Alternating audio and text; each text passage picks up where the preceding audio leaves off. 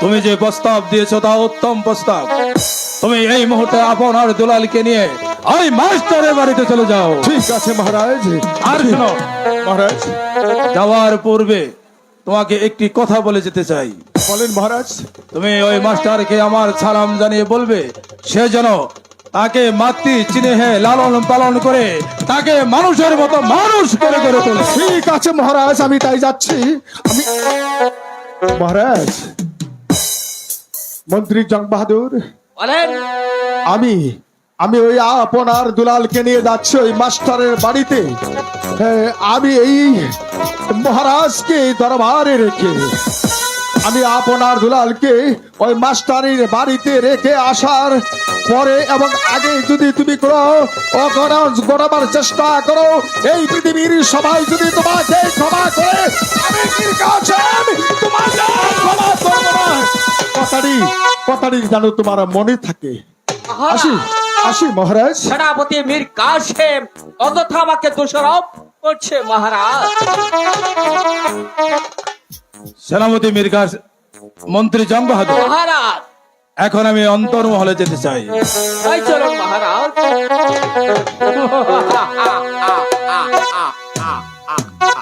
আমি হলাম শয়তানের শয়তান মহামন্ত্রী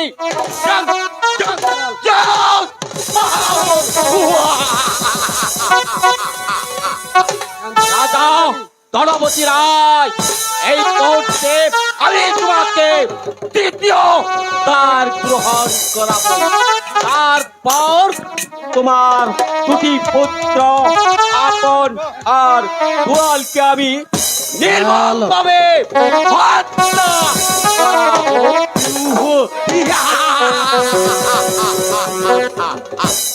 এটা হলো মন্ত্রী জং জং জং বাহাদুরের খেলা শুরু। ইহু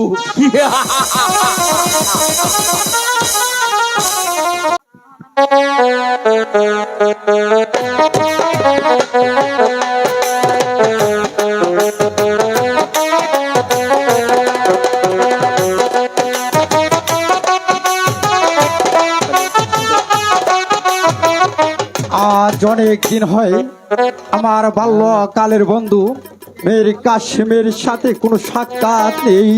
তার সাথে আমি একসাথে লেখাপড়া করি। আমি হয়েছি একজন হতভাগা মাস্টার। আমি পরস্পর জানতে পারলাম যে সে নাকি রাজা ধনপতি রাজদরবারে চাকরি পেয়েছে, কিন্তু সে কি আমাকে ভুলে গিয়েছে? তার সঙ্গে কি আর আমার কোনো দেখা সাক্ষাৎ হবে না?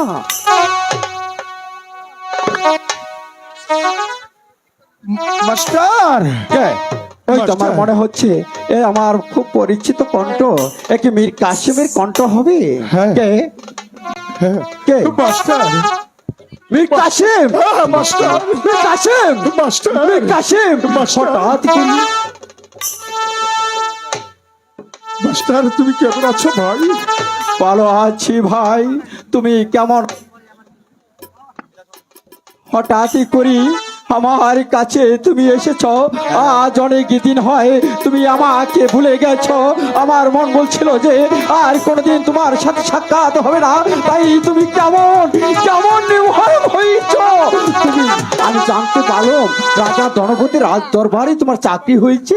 হ্যাঁ হ্যাঁ মাস্টার, চাকরি হয়েছে মাস্টার। বলো বলো ওই রাজ্যের কি খবর? রাজ্যের খবর মাস্টার, রাজ্যের খবর কাশিম, তুমি শুনবে মাস্টার। বলো ওই মহামান্য মহারানী। বলো বলো মহারানীর কি হয়েছে? বলো বলো মীর কাসেম। হ্যাঁ, মহামান্য মহারানী এই পৃথিবী ছেড়ে ওনার আপন দেশে গমন করছে। মীর কাসেম, এ কি বলছো? মহারানী রাজলক্ষ্মী এই পৃথিবী ছেড়ে চলে গেছে, কিন্তু তুমি কি একটু সময় হাতে পেলে না? আমাকে তুমি একবারও কি জানাতে পারলে না? মাস্টার, বলো বলো, উনি তো তাৎক্ষণিক এই পৃথিবী থেকে চলে গেল। আমি তোমাকে কিভাবে জানাবো? তাই আমি এসেছি একটি একটি কথা বলতে তোমার কাছে মাস্টার। মেরে কাশেম, বলো মাস্টার, মেরে কাশেম, তুমি কি আমার সেই কথা রাখবে? তুমি পারুনি আমাকে রানী আজ লক্ষ্মীর মৃত্যু খবর, আর তুমি এসেছো আমার কাছে একটি কথা বলতে। তুমি কি জানো মাস্টার বলে যায় নাই মীর কাসেমকে? মীর কাসেম, তুমি বলো এমন কি কথা আমার কাছে বলবে? শুনো মাস্টার, বলো। ওই মহামান্য মহারানী রাজলক্ষ্মী মারা যাওয়ার পূর্বে আমি তার গাকে স্পর্শ করে আমি এই তার একটি কথা বলেছিলাম।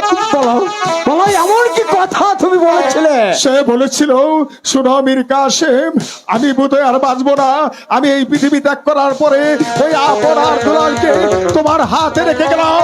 তুমি ওকে লেখাপড়া শিখিয়ে ওকে মানুষের মতো মানুষ করে তুলবে। তাই মীর কাসেম, হ্যাঁ মাস্টার, বলো তাই বলো আমার কি করতে হবে? ওই আপনার দুলালকে তুমি পড়াশোনা শিখে একজন মানুষের মতো মানুষ করে তুলবে। মীর কাসেম, হ্যাঁ বন্ধু, রানী রাজলক্ষ্মী মৃত্যুর সময় তুমি তার কাছে প্রতিজ্ঞা করেছ যে আপন দুলালকে সুশিক্ষায় শিক্ষিত করে আদর্শ একজন মানুষের মতো মানুষ গড়ে তুলবে। সেই কারণে এসেছ তুমি আমার কাছে। আমি তোমার সামনে দাঁড়িয়ে প্রতিজ্ঞা করছি, আমি তোমার সামনে দাঁড়িয়ে কথা দিচ্ছি, আপনার দুলালকে সুশিক্ষায় শিক্ষিত করে আদর্শ একজন মানুষের মতো মানুষ গড়ে তুলবো। তাহলে আমার বুকে এসো বন্ধু। বন্ধু, বন্ধু, ছোটবেলায় একাত্র আমরা বড় হয়েছি পড়াশোনা করে, তাই তোমার কথা মনে করছে। আমি জানি মাস্টার তুমি পারবে ওই আপনার দুলালকে লেখাপড়া শিখে মানুষের মতো মানুষ করতে। মীর কাসেম, মাস্টার, তুমি আমার সঙ্গে অনেক সময় ধরে কথা বলছো, হ্যাঁ। কিন্তু মা হারা দুটি সন্তান আপনার দুলাল তারা কোথায়? ও মাস্টার, আমি বলছিলাম তুমি যদি কাকামণি, কাকামণি। এই তো দেখো আপন, এই তো দেখো দুলাল, উনি আপন? হ্যাঁ উনি মাস্টার দুলাল, উনাকে প্রণাম করে নাও আপন। বেশ কাকামণি।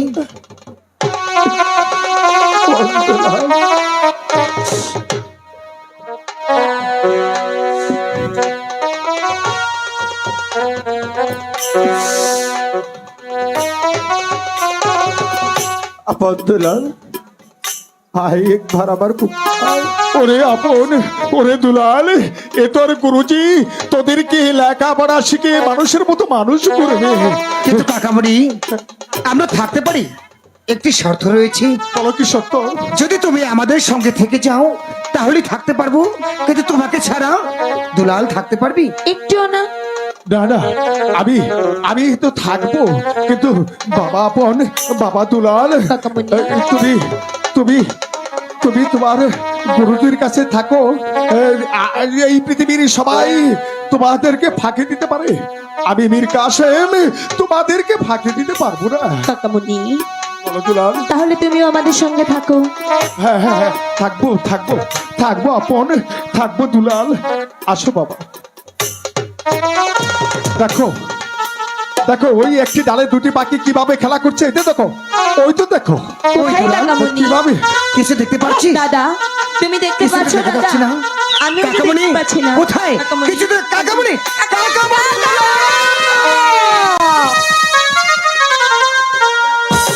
ওরে আপন দুলাল, এই পৃথিবীতে কেউ কোনোদিনই বেঁচে থাকে না। সকলের পিতা মাতা এই পৃথিবী ছেড়ে চলে যায়, তা নিয়ে আর কোনোদিন কষ্ট করিস নি। সেই বেটা আমি তোদেরকে পেতে দেব না, তোদেরকে যাবি লেখাপড়া শিখিয়ে আদর্শ একজন মানুষের মতো মানুষ করে দেবো। লেখা পড়ায় মন বসে না, মনে বড় দুঃখ।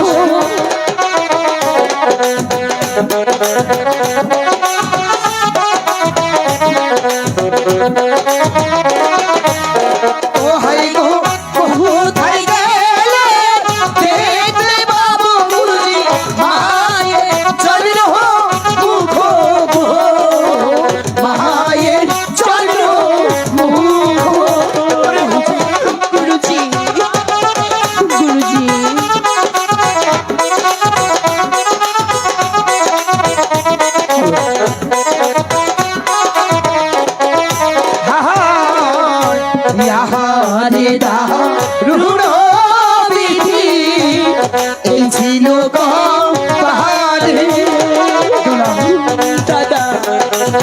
ওরে আপন, ওরে দুলাল, তোরা আর কোনো কষ্ট করিস নে।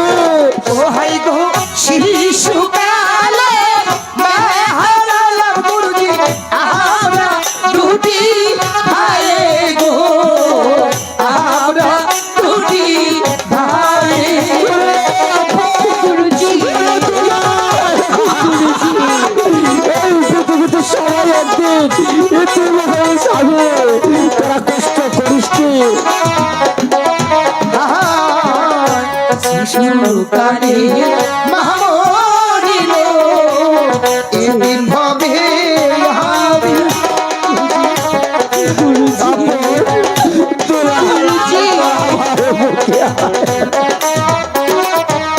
ও হাই গো মায়ের মত আপন জন গুরুজি আহার বা কেহ নাই গো, আহার বা কেহ নাই।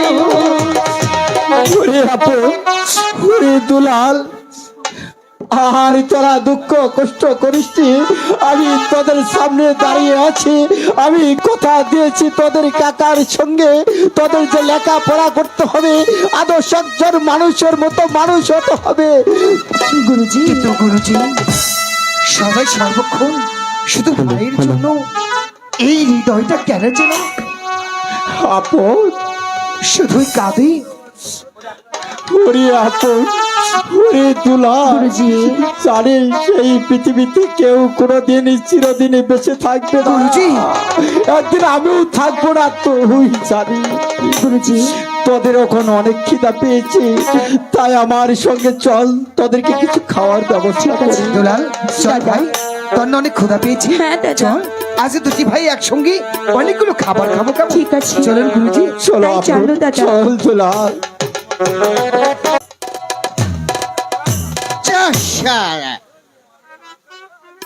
মালের মাত্রাটা আজ বড় বেশি হয়ে গেছে রে বাবা। সারা নিয়ম সারাকে বললাম, সারা আমার কথাটা শুনলই না। এখন যে আমি চোখে শস্যের ফুল দেখছি রে বাবা। সারা মাখন সারা আমার কথাটা শুনলই না। এখন যে কি করি আমি রে বাবা।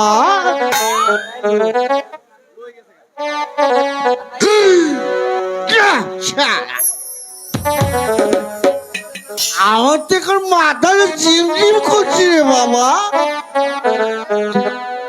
আর চোখে যে চোখের ফুল দেখছি রে বাবা। ঠিক আছে বাবা, তাহলে আমি একটা মনের সঙ্গে গান গেয়ে নে বাবা। Hello hello. যা শালা। হায় রে মন আমাকে মদের নৌকা পাহাড় দিয়ে যায়। হায় রে মন আমাকে মদের নৌকা পাহাড় দিয়ে যায়। হাই রে মনোয়া মাঝি মহাবীর নৌকা পাহাড় দিয়ে যা।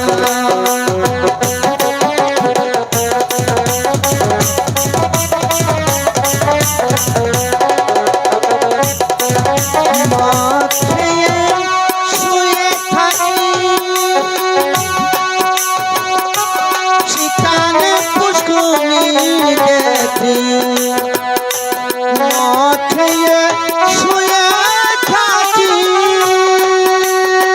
রে বাবা সেখানে পুষ্করণী দেখি। বাজার দেখি বাজার দেখি তাল গাছের গায়ে রে মনোয়া মাঝি মজার নৌকা পাহাড় দিয়ে যায়।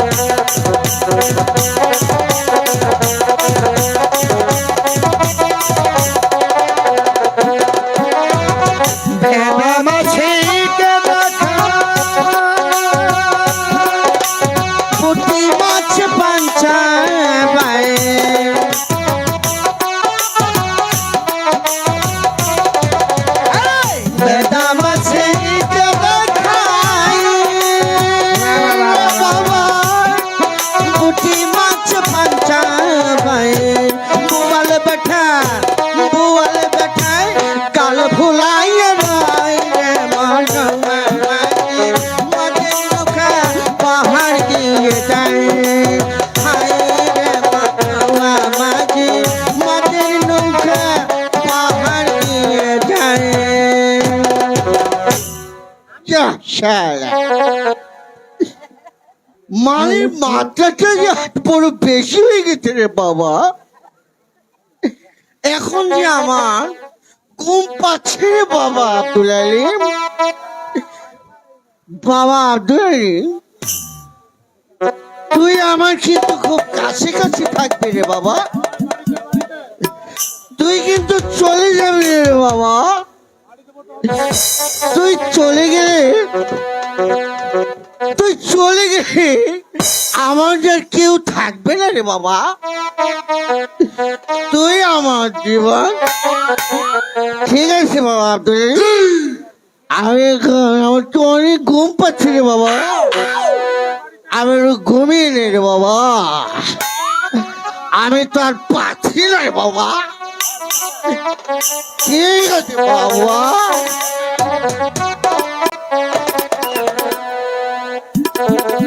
বাহ, বাগানে আজ কত নতুন নতুন ফুল ফুটেছে। বাগানটা যেন একেবারে সুবাসে ভরে গেছে। কিন্তু এই ফুল দিয়ে আমি কি করব? আমার তো কোনো মনের মানুষই নেই। আমি কাকে পরাবো ফুলের মালা গেতে? আচ্ছা, তাহলে আমি ইচ্ছে মতো ফুলই তুলে নেই।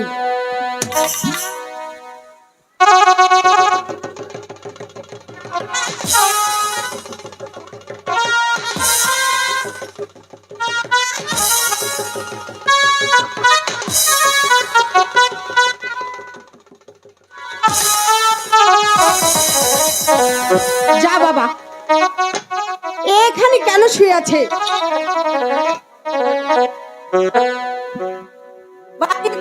হ্যালো,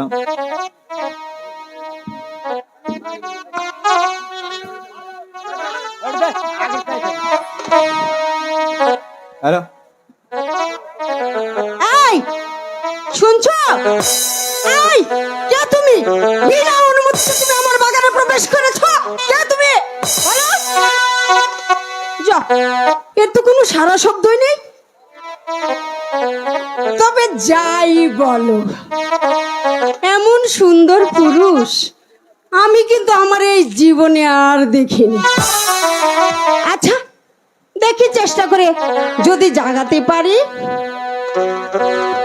কে গো তুমি শুয়ে আছো ফুলের বাগানে গো, ফুলের বাগানে। এই শুনছো? এই পথিক, শুনছো?